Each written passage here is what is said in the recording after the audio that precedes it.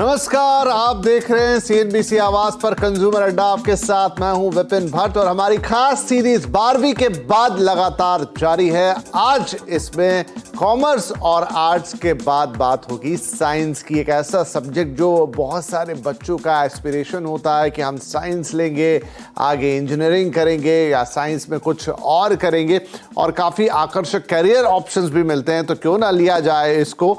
लेकिन क्या सारे बच्चे सिर्फ इंजीनियर बनेंगे? नहीं, उसके अलावा भी साइंस आपको बहुत सारे ऑप्शंस देता है। और साइंस की तो फिर दो अलग अलग ब्रांचेस है, एक तरफ इंजीनियरिंग की है तो दूसरी तरफ मेडिकल भी है। तो वहाँ क्या सिर्फ डॉक्टर बनना ही ज़रूरी है या उसके अलावा भी ढेर सारे ऑप्शंस अब बाजार में आ चुके हैं। और ये तो देखिए टेक्नोलॉजी का युग है जिसमें हम जी रहे हैं, तो साइंस के लिए तो ऑप्शंस की कमी है ही नहीं। आर्टिफिशियल इंटेलिजेंस से लेकर इंटरनेट ऑफ थिंग्स और ना जाने क्या क्या ढेर सारी चीज़ें हैं, लेकिन ज़्यादा ऑप्शन ज्यादा कंफ्यूजन।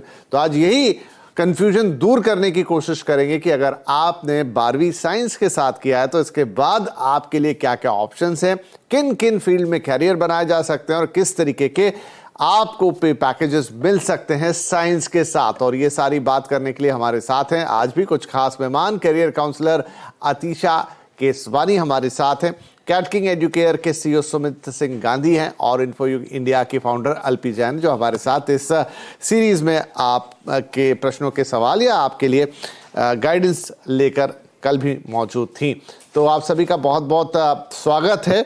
आतिशा, हम आपसे शुरुआत करते हैं। देखिए, जैसा मैंने कहा कि साइंस बहुत सारे बच्चे लेना चाहते हैं, बहुत सारे माता पिता भी चाहते हैं कि बच्चे साइंस ले, और खुद बच्चों का भी इस फील्ड के प्रति काफ़ी आकर्षण रहता है क्योंकि ऑप्शंस ढेर सारे होते हैं यहाँ पर। और जैसा मैंने कहा टेक्नोलॉजी का युग है तो उस लिहाज से नई चीज़ें, नई नौकरियों के भी मौके होते हैं। पर एक सवाल ये कि अगर इंजीनियरिंग नहीं तो क्या, हम उस पर भी बातचीत करेंगे। इंजीनियरिंग भी 10 तरीके की है, लेकिन मान लीजिए हर बच्चा इंजीनियरिंग में नहीं जा पाता या क्वालिफाई उस लेवल पे नहीं कर पाता, तो क्या उसके पास उतने ही आकर्षक दूसरे ऑप्शंस हैं साइंस के साथ? हाँ जी, एम आई ऑडिबल? मेरी आवाज आ रही है? हाँ जी, आवाज आ रही है आपकी जी।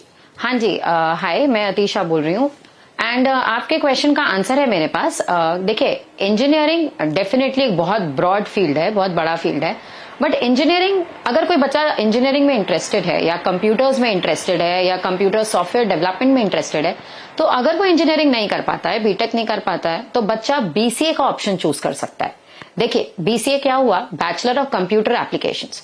अगर बच्चा बीसीए करता है और मास्टर्स में एमसीए करता है तो वो इक्विवेलेंटली उतने ही खड़े पोजीशन पर उतर सकता है जितना एक बीटेक वाला उतरता है। बट यहाँ पे एक छोटी सी डिफरेंस भी है। देखिए, एक कॉइन के पॉजिटिव और नेगेटिव दोनों साइड होते हैं। तो इसका एक नेगेटिव पॉइंट ये होता है कि आगे चल के थोड़ा सैलरी स्ट्रक्चर में डिफरेंस आता है, बट उसका भी सोल्यूशन है। आजकल के जमाने में तो यूडेमी, कोर्सेरा जैसे कितनी सारे अच्छे अच्छे ब्रांड्स आए हैं जो आपको डिफरेंट डेटा एनालिटिक्स पे हो गया या फिर वेब डिजाइनिंग या वेब डेवलपमेंट के कोर्सेज हो गए, तो वो आपको अच्छा गाइडेंस देते हैं।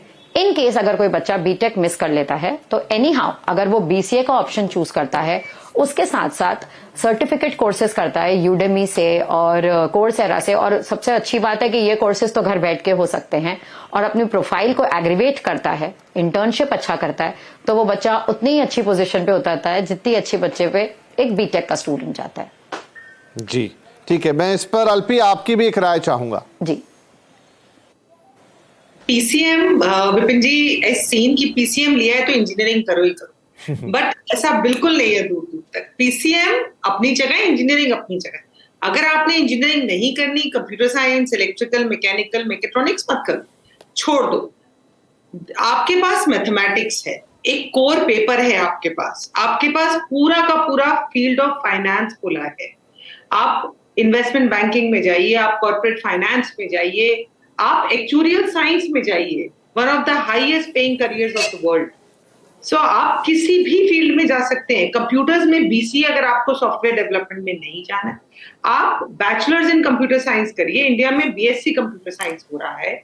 आप नारसी मुंजी के कोर्सेज देखिए जिसमें डेटा एनालिटिक्स में डिग्री ग्रेजुएशन मिल रही है, स्ट्रैटेजिक फाइनेंस में डिग्री मिल रही है। सो इंजीनियरिंग मतलब जाना कोई जरूरी नहीं है। हर बच्चा इंजीनियरिंग का एग्जाम दे, बिल्कुल जरूरी नहीं है।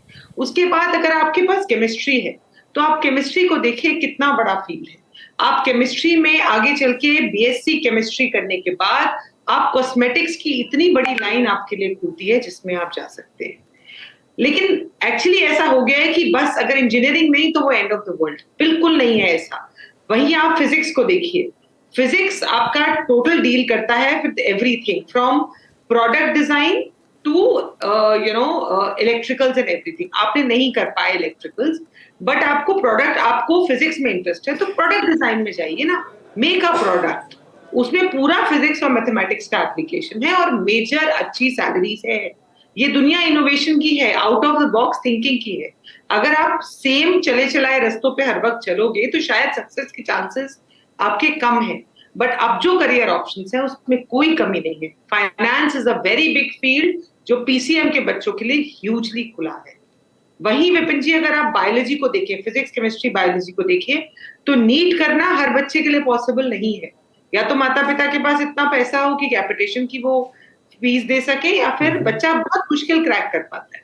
तो आप बायोटेक्नोलॉजी का फील्ड देखिए, बायोटेक्नोलॉजी का फील्ड जिसमें स्टेम साइंस पे इतना मेजर काम हो रहा है। जो हमारी कोविड की वैक्सीन बनी थी वो किसी इंजीनियर ने थोड़ी बनाई थी, ना किसी डॉक्टर ने बनाई थी, वो एक बायोटेक्नोलॉजिस्ट ने बनाई थी। पूरा फार्मास्यूटिकल सेक्टर मेजरली बूम पे है। Food technology, food preservation India का एक बहुत ही बड़ा प्रॉस्परिंग फील्ड है जिसमें इंडिया अभी बढ़ रहा है आगे, क्योंकि अभी भी प्रोसेस्ड फूड इंडस्ट्री में हमारे यहाँ बहुत स्कोप है। तो आप फूड टेक्नोलॉजी में जाइए, आप बायोटेक्नोलॉजी में जाइए। पीसीबी का बच्चा इन दोनों फील्ड्स में जा सकता है, मैथ्स की रिक्वायरमेंट नहीं है। So there are lot of careers that you can look at, dietetics, health, wellness, and AI से आप इंटीग्रेट करिए, सब कुछ पॉसिबल है। जी एआई पे आएंगे अभी, क्योंकि इन दिनों तो एआई का इतना ज्यादा चर्चा है कि हर तरफ एआई की बात हो रही है, नौकरी लेने की भी और नौकरी देने की भी। ठीक है सुमित, मुझे बताइए कि ये कोर्सेज हमारे दोनों पैनलिस्ट ने बताए जिनके लिए आप जा सकते हो, अदर देन इंजीनियरिंग कोर्सेज, आप बी करें, बीटेक करें, उसके अलावा भी बहुत सारे स्कोप है। लेकिन इंपॉर्टेंट ये भी होता है कि आप इसे कहाँ से कर रहे हैं, कितना मैटर करता है आपका इंस्टीट्यूट, आपका कॉलेज, और अगर आपको पिक करना है तो फिर आप क्या क्राइटेरिया उसके लिए अपनाएंगे। बिल्कुल, ये बहुत ही बढ़िया क्वेश्चन है। इनफैक्ट विद ड्यू रिस्पेक्ट, मैं तो खुद इंजीनियर हूं और मैं तो बिग फैन हूं इंजीनियरिंग का। बट आजकल when we are seeing the people, बहुत सारी ऑप्शन है फॉर श्योर। पर मेरा एक पहले प्रो टिप रहेगा, आप कोई भी कोर्स करिए, मैथ्स मत छोड़िएगा। क्योंकि बाद में अभी हम स्टूडेंट्स देखते हैं जो लोग बाद में जाके आईआईएम करते हैं, लाइक डॉक्टर्स अभी मैनेजमेंट कर रहे हैं, और आगे का फ्यूचर भी अगर हम देखें, बिकॉज दे हमारा स्टेपिंग स्टोन है बीच में अंडर ग्रेजुएट। तो मैथ्स छोड़ना नहीं, बिकॉज अगर आपको फॉरेन कंट्री भी जाना है तो आपको बीच में या एसएटी एग्जाम देना है अंडर ग्रेजुएट के लिए, या आपको बाद में जाके एमबीए करना है आईआईएम्स के लिए, आपने इंस्टीट्यूट की बात करी, या अभी आईआईटीज में भी एमबीए हो गया, तो वहां पे आपको जो कैट और बाकी एग्जाम्स होंगे उसमें आपको मैथ्स पूछा जाएगा। तो इसलिए मैथ्स नहीं छोड़ना, इज माई पहली advice. Coming back to the institutions, मैं हमेशा बोलूंगा पेडिग्री आपकी बहुत बहुत इंपॉर्टेंट होती है। एट अंडर ग्रेजुएट लेवल पे आप बीएससी केमिस्ट्री भी करते हैं या बीएससी ऑनर्स करते हैं या इंजीनियरिंग स्कूल में जाते हैं।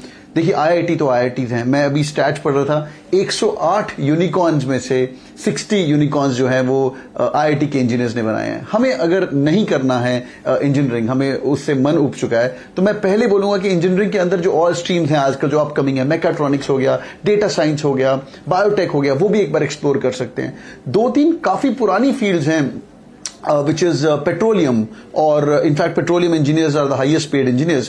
तो ये थोड़ा डिफरेंट फील्ड्स हैं, बट इसके अंदर भी आप इंजीनियरिंग के आसपास रह सकते हैं। Coming back to the courses जो हम बात कर रहे हैं, I would always recommend go to the branded colleges, क्योंकि एजुकेशन अगर आप कुछ भी पढ़ेंगे ना, like for example I was lucky to spend some time at Harvard Business School and I am a drop out of Oxford, में Oxford भी जाके आया हूं। तो अगर आप करते हैं, वहां जाते हैं, तो उनका जो पेडिग्री होता है, आपका जो पीयर लर्निंग होता है, वो सबसे इंपॉर्टेंट होता है। So if I look back, like मैंने एक बहुत ही वियर्ड इंजीनियरिंग करी थी, मैंने करी है माइनिंग इंजीनियरिंग, जो कि सिर्फ कुछ ही एनआईटीज और आईआईटीज के अंदर अवेलेबल है, बिकॉज मुझे वो कॉलेज बहुत पसंद था। एनआईटी सूरतकल करके एक अच्छा इंजीनियरिंग स्कूल है, तो I went to NIT Surathkal. तो वो ब्रांड जो मुझे मिला, दो मेरी branch was not like the elite branch there, but जो मुझे ब्रांड मिला, मेरे जो रूममेट्स थे वो इलेक्ट्रॉनिक्स के थे, रैंक 2 ऑफ ओडिशा थे, रैंक 1 ऑफ तमिलनाडु थे। तो जब कॉलेज अच्छा चूज करते हैं, चाहे उस कॉलेज की रैंकिंग में आपका कोर्स आपकी विशलिस्ट का ना भी हो, तो भी आप उस कॉलेज को चूज करिए, चाहे वो प्राइवेट कॉलेजेस हैं। Don't go by the ranking which are published in the newspapers. Talk to the students and आपको फिर एक वाइब कनेक्ट होता है. ये लोग करते नहीं है. People go to the counsellor and ask कि मुझे, like people come to me, sir मुझे क्या करना चाहिए. तो मैं उनको रेकमेंड करता हूँ स्टूडेंट से बात करो. And long answer to your short question, sir I would say always go branded, चाहे उस कॉलेज का थोड़ा कम कोर्स हो.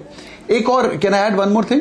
चलिए वो हम आते फिर थोड़ा रोटेशन, क्योंकि हम 3 लोग हैं, इनफैक्ट 4 बातचीत करने वाले. तो यहाँ पर आतिशा, आप थोड़ा सा, मैं बायोलॉजी वाले साइड पे जाता हूँ, हालांकि उसका जिक्र निकल कर आया. तो डॉक्टर, क्योंकि ये मैं मानता हूं कि थोड़ा इंजीनियरिंग, आप जैसे सर बोल रहे थे मैथ्स मत छोड़िएगा, यहाँ बहुत ऑप्शंस खुलते हैं, लेकिन जो बायोलॉजी के बच्चे होते हैं उनके लिए एक तो मेडिकल हो गया, दूसरा माइक्रोबायोलॉजी, उसके अलावा तीसरी चीज ज्यादा सुनने में नहीं आती. और वो बच्चे मैंने देखा थोड़े ज्यादा कंफ्यूज रहते हैं. और क्या चीजें आई हैं कि अगर आप डॉक्टर नहीं बन पा रहे हैं, बहुत लंबा भी प्रोसेस होता है, 5 साल आप पहले डिग्री कीजिए, उसके बाद फिर आप पोस्ट ग्रेजुएट कीजिए, फिर प्रैक्टिस कीजिए, इट्स अ लॉन्ग वे. लेकिन अगर किसी को क्विकली अपना करियर बनाना है तो क्या ऑप्शंस हैं बायोलॉजी के साथ? देखिए, बायोलॉजी के साथ एक तो सबसे ग्रैंड ऑप्शन होता है बायोटेक्नोलॉजी का.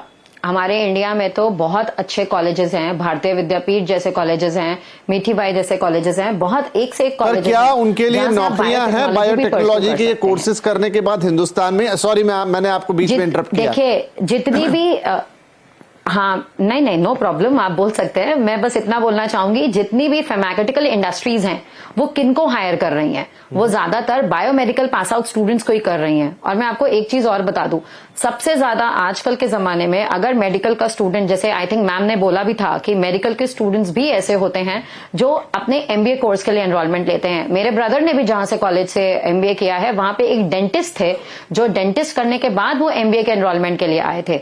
तो ये मैं आजकल के जमाने में एक नया चेंज भी ऑब्जर्व कर रही हूं कि कहीं ना कहीं जितने भी स्टूडेंट्स होते हैं जो बायोटेक्नोलॉजी साइड जाते हैं या पैरामेडिकल साइंसेज में जाते हैं, वो आगे चल के उसी चीज को एक ब्रॉडन वे में लेके मेडिकल लाइन से हटके एमबीए में आते हैं. बट वो मेडिकल लाइन से हटते नहीं है, मैं आपको क्लैरिटी कर देती हूँ. वो रहते उसी फील्ड में, रिस्ट्रिक्टेड रहते हैं, बट उसके साथ अगर वो और भी स्किल्स लाइक मार्केटिंग हो गया, सेल्स हो गया, अगर वो उसको एड ऑन कर लेते हैं तो उनके जॉब प्रोस्पेक्ट्स और इंक्रीज हो जाते हैं. सो ये मैंने एक नया चेंज ऑब्जर्व करना स्टार्ट किया है. मैंने कई स्टूडेंट्स को भी देखा है, अभी भी देख रही हूं करंटली, जो जा रहे हैं बायोटेक्नोलॉजी की तरफ, बट फिर बायोटेक्नोलॉजी को उठा के उससे ही बाइफरकेट करके they are getting into streamline like of MBA. ठीक है, बढ़िया. ये भी कुछ अच्छा है ताकि आपको आगे तक पिक्चर क्लियर रहे कि आप अपने करियर को या पढ़ाई को कैसे लेके जाएंगे. एलपी जी, जो मैंने जिक्र किया था कि इन दिनों आर्टिफिशियल इंटेलिजेंस का बहुत ज्यादा जिक्र हो रहा है और दोनों तरफ से हो रहा है कि ये नौकरियां खा जाएगा, ये होगा, फिर ये भी है कि नए जॉब्स आएंगे, वो भी इसी फील्ड में आएंगे. तो अब जो बच्चे हैं जिन्होंने 12th पास किया वो यही सारी बातचीत करते. तो क्या अभी artificial intelligence as a branch कहीं अवेलेबल है? किस तरीके के कोर्स ऑप्शंस इसमें हैं आज, अगर कोई परस्यू करना चाहे कि मुझे आर्टिफिशियल इंटेलिजेंस में आगे बढ़ना है? देखिए, आर्टिफिशियल इंटेलिजेंस में ऑफ कोर्स ग्रेजुएशन अवेलेबल है. आप क्राइस्ट देखिए, नार्सी देखिए, सब में अवेलेबल है. लेकिन मैं सजेस्ट नहीं करती हूँ कि आप अपनी ग्रेजुएशन जाके आर्टिफिशियल इंटेलिजेंस में करो. ये कंप्यूटर साइंस की दुनिया है, ये बहुत तेजी से बदलती है. सो आपका ग्रेजुएशन का फील्ड हमेशा बहुत ब्रॉड होना चाहिए. अगर आपका आर्टिफिशियल इंटेलिजेंस में इंटरेस्ट है तो उसको अपना माइनर रखिए, मेजर कंप्यूटर साइंस ही रखिए, और माइनर में आप जाके आर्टिफिशियल इंटेलिजेंस करिए. आगे चल के आप इसको बड़े स्केल पे, आगे चल के आप इसको मास्टर्स में करिए. लेकिन इसको बिल्कुल भी इसमें ग्रेजुएशन मत करिए, बिकॉज चांसेस ये है कि जब तक आप इसे पढ़ के निकलेंगे आर्टिफिशियल इंटेलिजेंस की जगह कुछ और चीज आ चुकेगी. Because this is how the world is changing. The careers are very very dynamic these days.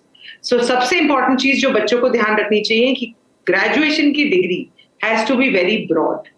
उसी के ऊपर आप फाउंडेशन रखिए और जॉब्स की कमी आपको नहीं होगी. अगर आप कोई नैरो ग्रेजुएशन की डिग्री लेके चलेंगे एकदम नीश कि हमको तो बस आर्टिफिशियल इंटेलिजेंस में करना है, हो सकता है तब आपको काम ना मिले. अदरवाइज आर्टिफिशियल इंटेलिजेंस में कोर्सेज अवेलेबल है अगर आप करना चाहें. जी नहीं, अच्छा, आपका सलाह अच्छी है कि आप अपने आप को रिस्ट्रिक्ट मत कीजिए. ठीक है, इस समय टॉक ऑफ द टाउन कह लीजिए उसको, बहुत सारी बातचीत हो रही है चैट जीपीटी और बार्ड और ये सब के आने से, लेकिन जरूरी नहीं है कि उसी में सब कुछ हो. आप उसको एक अपने कैरिकुलम का हिस्सा. हाँ, आपको याद होगा ब्लॉकचेन और क्रिप्टो करेंसी. ब्लॉकचेन जब आया था तो ब्लॉकचेन, क्लाउड कंप्यूटिंग, एकदम से हर बच्चा वो करना चाहता था. राइट. ब्लॉकचेन खत्म हो गया. जो बच्चे ब्लॉकचेन करके निकले पता चला ब्लॉकचेन खत्म हो गया. Never go for a narrow graduation always. नहीं, ये बहुत अच्छी सलाह है आपकी कि अपने फनल को आप एकदम रिस्ट्रिक्ट मत कर दीजिए, उसे ओपन रखिए, फिर उसमें चाहे आप एआई पढ़ लीजिए, ब्लॉकचेन पढ़ लीजिए, वो एक एडिटिव आपके लिए एडवांटेज होगा। राइट, एक छोटा ब्रेक मुझे यहाँ लेना होगा। ब्रेक के बाद कुछ और कोर्सेज की बात होगी, साथ ही कि कैसे पे पैकेजेस हैं यहाँ पर, जो हमने कल भी बातचीत की थी, किस तरह की नौकरियां अवेलेबल है, इंटर्नशिप्स में कहाँ हो सकती है, क्या फॉरेन जाकर कुछ एडिशन आप कर सकते हैं अपनी प्रोफाइल के अंदर, या देश में ही वो कॉलेजेस जो हैं वो पर्याप्त है इस पढ़ाई के लिए। ये पूरी बातचीत जारी रहेगी छोटे से ब्रेक के बाद। 12वीं के बाद आर्ट्स के साथ क्या क्या कुछ आप कर सकते हैं हमारी खास सीरीज में आज हम बात कर रहे हैं आर्ट्स सब्जेक्ट की। जिन स्टूडेंट्स ने 12th किया है आर्ट्स के साथ, उनके लिए क्या कैरियर ऑप्शन होंगे, कौन से कोर्सेज होंगे और आगे चलते हुए उन्हें इसका क्या बेनिफिट मिलेगा। आइए चर्चा को आगे बढ़ाते हैं। तो अल्पी जी, कोर्सेज की हमने काफी हद तक बात की, लेकिन अब इसके बाद किस तरह के कैरियर ऑप्शंस खुलते हैं, किस तरह के जॉब ऑफरिंग्स होते हैं, क्या पे पैकेजेस होते हैं, या फिर बच्चों को बैचलर के साथ मास्टर्स भी एक्वायर करना जरूरी रहता है, उसके बाद ही कुछ ऑफरिंग्स आती हैं? देखिए, सबसे इंपॉर्टेंट चीज ये है कि बच्चे जो अपनी ग्रेजुएशन करें, उस ग्रेजुएशन के दौरान वो इंटर्नशिप जरूर करें। अगर सपोज वो डिजाइन में कर रहे हैं तो भी इंटर्नशिप जरूर करें, साइकोलॉजी में कर रहे हैं तब भी करें, पॉलिटिकल साइंस में कर रहे हैं तब भी करें, क्योंकि आपको ग्रेजुएशन के बाद जॉब्स तभी मिलेंगी जब आपने इंटर्नशिप में कुछ किया होगा। अगर आपने अपनी छुट्टियां बिना कुछ काम करे गंवाई हैं तो आपको जॉब मिलना मुश्किल है। सपोज आपने इंग्लिश में ग्रेजुएशन करी, आपने इंग्लिश ऑनर्स किया, आपके पास कंटेंट राइटर से लेकर पीआर से रिलेटेड, मास कॉम से रिलेटेड हर तरीके के जॉब ऑप्शंस अवेलेबल होंगे। आपको एचआर फर्म्स में भी काम मिलेगा, रिक्रूटमेंट में भी काम मिलेगा। अगर आपने साइकोलॉजी में ग्रेजुएशन की है तो साइकोलॉजी में आपको असिस्टिंग अ साइकोलॉजिस्ट से लेकर you can even work in any field related to media, advertising and branding also, because advertising and branding के लिए ह्यूमन साइकोलॉजी को समझना बहुत जरूरी है। लेकिन सबसे जरूरी बात है कि बच्चे ग्रेजुएशन को बहुत लाइटली लेते हैं और ग्रेजुएशन में जो इंटर्नशिप के लिए छुट्टियां मिलती है उसमें काम नहीं करते, इसलिए इन्हें क्लैरिटी नहीं आती कि इनको किस फील्ड में चल के आगे चल के काम ढूंढना चाहिए, इसलिए ये बच्चे नॉर्मली लॉस्ट हो जाते हैं। सो जरूर आप अपनी ग्रेजुएशन के दौरान काम करिए। पोस्ट ग्रेजुएशन की बात तो 1 साल काम करने के बाद ही आएगी। पोस्ट ग्रेजुएशन बिल्कुल ऐसा कंपलसरी नहीं है कि आप करें ही करें, आप 1 साल 2 साल आराम से काम करिए। उसके बाद एक पर्टिकुलर फील्ड में आप एमएससी करना चाहते हैं, सपोज आप एडवर्टाइजिंग और इंग्लिश ऑनर्स के बाद आप एडवर्टाइजिंग और ब्रांडिंग में 1 साल का मास्टर्स कर लीजिए, 2 साल का मास्टर्स कर लीजिए। सपोज करिए कि आपने अपनी ग्रेजुएशन करी साइकोलॉजी के फील्ड में और उसके बाद आपने सोचा मुझे आगे साइकोलॉजी में नहीं पढ़ना है, तो फिर आप 1 साल का, आप 2 साल का कोर्स कर लीजिए in the field of advertising and branding, ठीक है, या आप 2 साल का कोर्स कर लीजिए in the field of public relation. ठीक है। क्विकली अमृता, मुझे ये बताइए कि किस तरह के पैकेजेस से शुरुआत होती है। हम जानते हैं कि आईटी इंजीनियर्स के लिए कितना होता है, या जो टेक्निकल जॉब्स लेके जाते हैं साइंस के फील्ड में, लेकिन आर्ट्स वालों के लिए किस तरह के पे पैकेजेस हैं अवेलेबल बाजार में? बहुत डिपेंड करता है कि आप किस इंडस्ट्री में जाएं। ये नहीं कि आपने किसी सब्जेक्ट में भी, तो 2 चीजों से डिपेंड करता है। एक तो आप कौन से सब्जेक्ट में आप पढ़ रहे हैं और उसके बाद आप कौन सी इंडस्ट्री में जा रहे हैं। जैसे अगर आप काउंसलिंग साइकोलॉजिस्ट करते हैं तो उसकी आपकी पे बेटर होगी, स्पेशल एजुकेशन में शायद इनिशियल पे थोड़ी कम होगी। और ये जो डिफरेंसेस हैं ये सिर्फ फर्स्ट टाइम जॉब्स में आती है, लेकिन आजकल भी जो भी मैं फील्ड ले लूं, psychology, sociology, history, political science, design, 6 lakh से ऊपर, 4-6 लाख से मिनिमम ब्रैकेट बन जाता है, और 6 से 12 लाख के बीच में फर्स्ट जॉब्स आपको अच्छे, डिपेंड करता है कौन सी इंस्टीट्यूट से आए हैं और कौन सी फील्ड में स्पेशलाइज कर रहे हैं और कौन सी इंडस्ट्री में जा रहे हैं। तो एवरेज मैं मानना चाहूंगी 4 से 7 लाख के बीच में होएगा, और 6 लाख प्लस 12 लाख तक की आपको नौकरियां मिल सकती हैं। चलिए जी, शुक्रिया। तो ये वो चीज़ें हैं जो आर्ट्स के बच्चे परस्यू कर सकते हैं। बहुत सारी चीज़ें बदल गई। अब आर्ट्स का मतलब ये नहीं रह गया कि सिंपली आप कोई बीए कर लीजिए एक डिग्री लेने के लिए, या फिर कुछ नहीं मिला तो आर्ट्स में कुछ कर लिया। आपकी क्रिएटिविटी और आपकी डिग्री का कॉम्बिनेशन आपको बेहतरीन जगह दिला सकता है। और अब तो ऐसी चीज़ें हैं जिनकी बड़ी डिमांड हो चली है मार्केट में। तो हमारे तीनों पैनलिस्ट ने आपको गाइड किया कि आप अगर पढ़ना चाहते हैं, आर्ट्स को लेकर आगे बढ़ना चाहते हैं, 12th आपने आर्ट्स से किया, तो कितना कुछ स्कोप आपके लिए है करने के लिए और क्या क्या कोर्सेज आप ऑप्ट कर सकते हैं। तो बहुत शुक्रिया आप तीनों का ही आज इस कार्यक्रम में शामिल होने के लिए।